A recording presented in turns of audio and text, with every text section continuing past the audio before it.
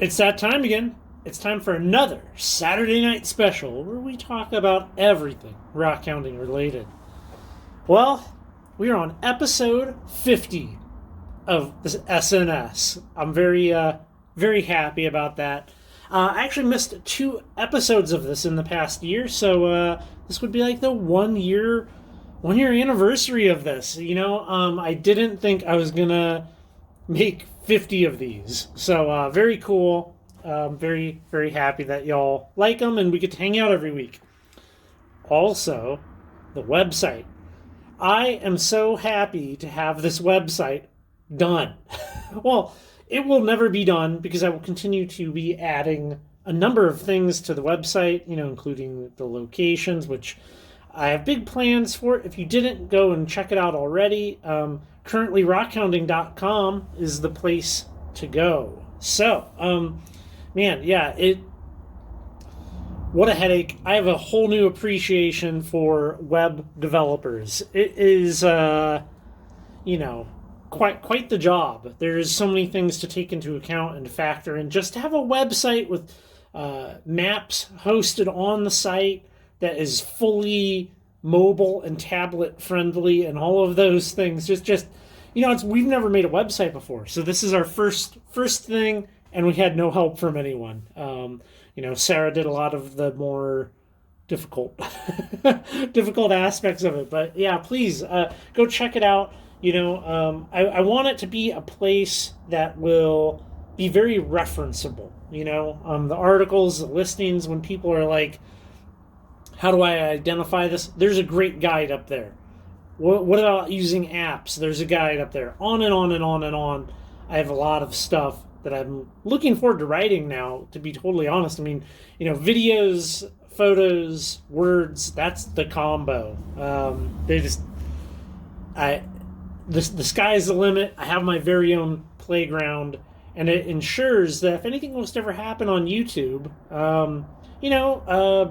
YouTube goes away or it no longer is the popular video site, well, I still have my home base, which is my own website. The website will also be ad-free and free forever. So one thing I don't like is ads on websites, like blinking at you and stuff like that. So you're never going to see that on there, I promise. Pinky swear. So those are all good things. Before we get into tonight's topics, let's look at some of the cuts and polishes that I did. So for a buddy of mine, who this is going to go back to him, this is a piece of petrified wood that he found, and while I did a nice cut on it and I polished it, but what's quite interesting, you can see the polish there. What's interesting here, let's see if we can get this to focus. We have pyrite inclusions in the petrified wood, which is super cool. I know, I've known that can happen. I've never personally seen it, so very cool to actually see that. And he's making his way out here to the wild turkey mine, so that will be getting returned to him. I'm gonna put that with my camera stuff, make sure I don't forget that. We did go to Rimrock Lake, which we'll be getting to that shortly here. This is one of the seam agates that Sarah found. Of course, if you watched those videos, I was messing around with the camera as usual, and she picked this up, and I did the cut and polish on that, and I like that. You got like this chalcedony outer bit that lined the seam, and then you had that kind of more quartz crystal, almost like dog tooth kind of quartz crystal filling in. But and I cut the bottom off because shelf space is at a premium, right? So you gotta try to make as many things stand up as I possibly can.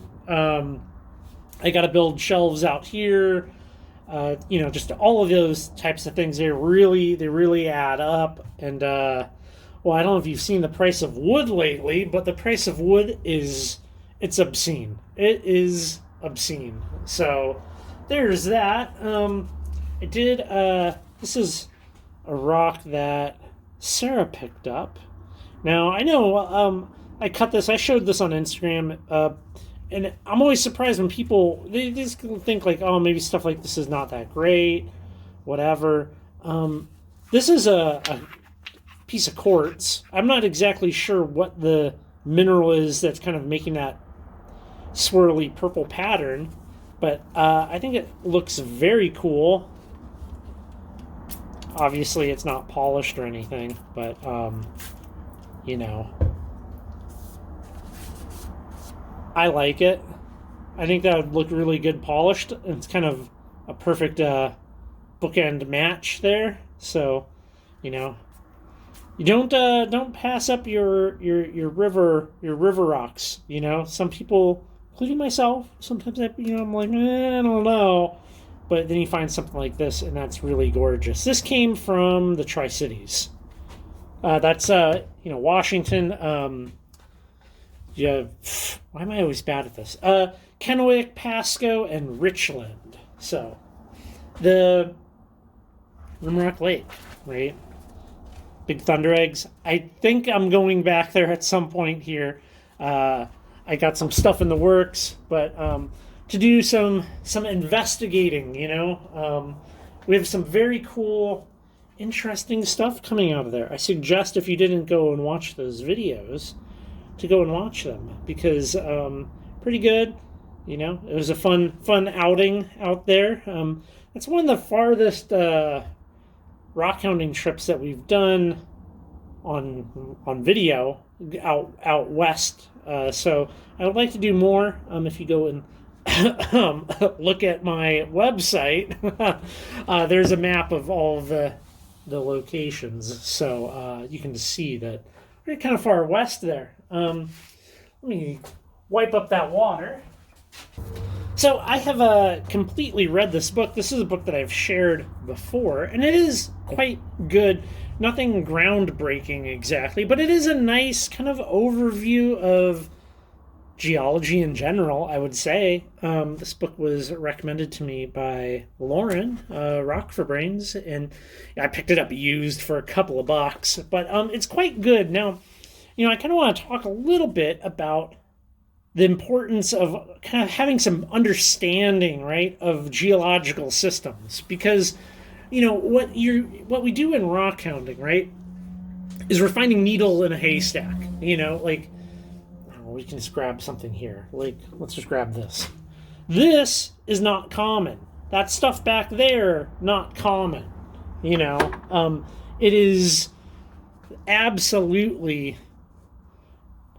like a freak show of a rock. Like, this is not something that is standard. Your standard stuff is going to be, sandstone, right? Basalt, granite, those types of common sedimentary, igneous, and metamorphic rocks. But a book like this really kind of showcases some of these bigger systems that we have in play here. It kind of goes a little off the rails with some of it, but yeah, like, it's a very good kind of base understanding of how this stuff all works. I would absolutely recommend it. You can find it at most library systems and, well, cheap on eBay. Yeah, and I was going through, I'm going through some of my stuff, right? And I haven't seen this in a while. Did you know that the BLM produces a rockhounding map for Central Oregon? I don't think many people realize it, but it's certainly something that's out there. You can kind of see like little versions of it on their website, but I thought we'd kind of look at this real quick because it's kind of neat that they promote it, and there's like signs for rockhounding sites and stuff, and they kind of really messing this up here. Really break down the different material, and I'm not going to unfold it because it's really big, but you can just see that we have a, your standard kind of fold-out map here. But what I wanted to talk about specifically is this.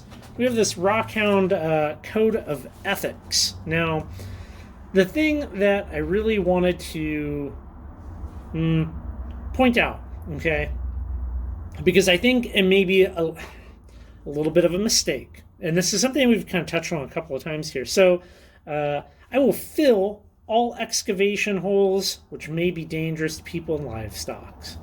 So they put that on here. And I would say that in general, sure, great. That's good advice. But I think there's more nuanced than that. First off, I think that people have a big misunderstanding of what happens when you dig a hole. All right. If you're at a place that's a known rockhounding site, all right, now people are going to be digging up the ground there, and you can't control everyone. Obviously, if you're a single person in the middle of nowhere and you dig a hole, fill your hole back in, especially if it's not a place that people typically go. These rockhounding sites, what tends to happen is when you dig a hole and you pull the rocks out and you pile those up, and then you kind of have a pile of dirt, you're like separating the big rocks and the loose dirt. Well, if you were to backfill that, you're probably backfilling it with mostly dirt, and it really stands out. And people are not going to dig there. I even posted a poll on the community tab here, and the one with the lowest votes was excavating a hole that somebody backfilled. Because the reality is, if there is a hole that somebody already dug out and then backfilled, for you to go in and pull that dirt out and then keep digging is a lot of work. So, pre-existing holes make for easy work, right? Like, just widen it, deepen it a little, something like that.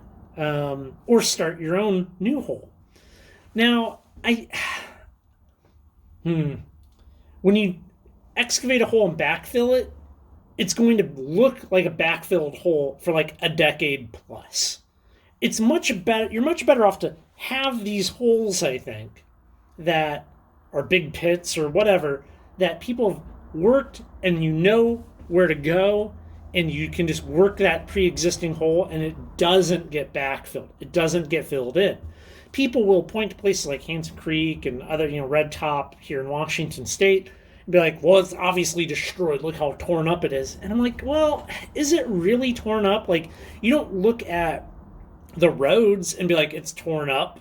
You don't look at a farm and be like, that used to be the woods and it's torn up. You don't look at a city and be like, well, look at the amount of woods that it displaced.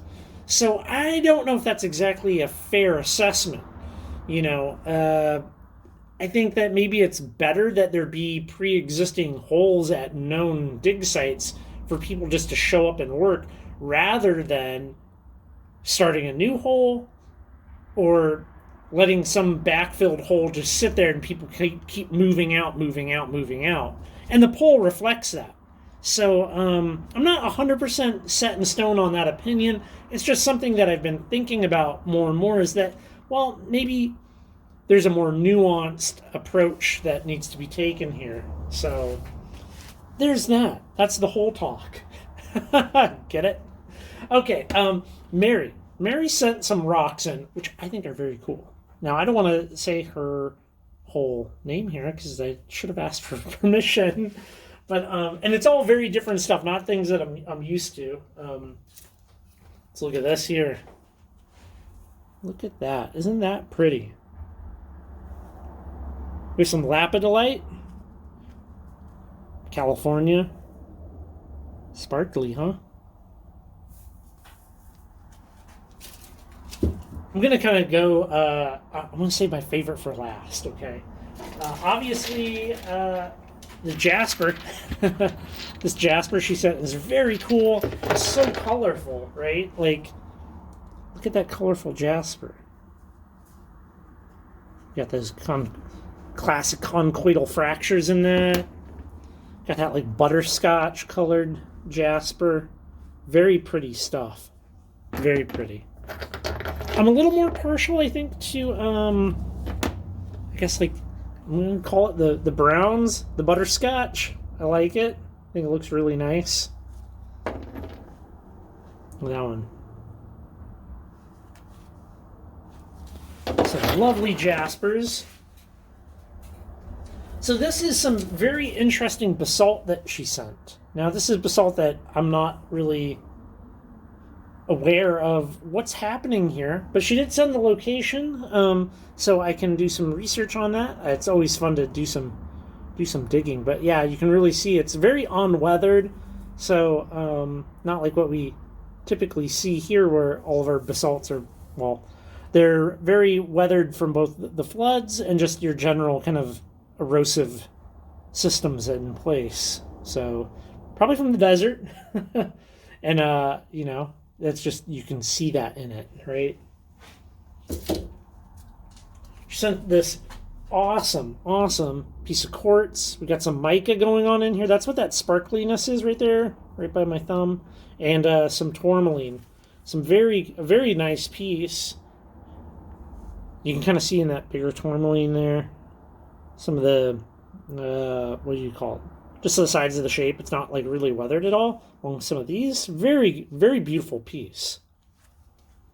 Now, kind of my personal favorite, because this is something that is not common, right? Who knows what this is? This is very dense, okay? It's not, I can't do it justice. But this is a piece of mantle. We have mantle with some epidote, some pyroxene inclusions. I mean, there's not a whole lot of really good mantle exposures, so I'm very happy to now have this in the collection. Like, it's awesome, you know? Yeah, that. All that. So cool. Well, getting a little long in the tooth here. I got some fun stuff coming for this coming week. Should be pretty good. A little bit of a sneak peek on this. How about that? And there will be a special guest visitor here on the channel. So, with that said, thanks for coming by. Hope you have a good Saturday, everybody. Take care, and I will catch you on the next video. Thank you so much for watching my entire video. If you like the content that I'm producing here on this channel and you want to support the content even further, you can do so by becoming a channel member by hitting the join button down below. The membership comes with a growing library of exclusive videos and just great other extra content. So just follow the links down below and I will see you on the next video.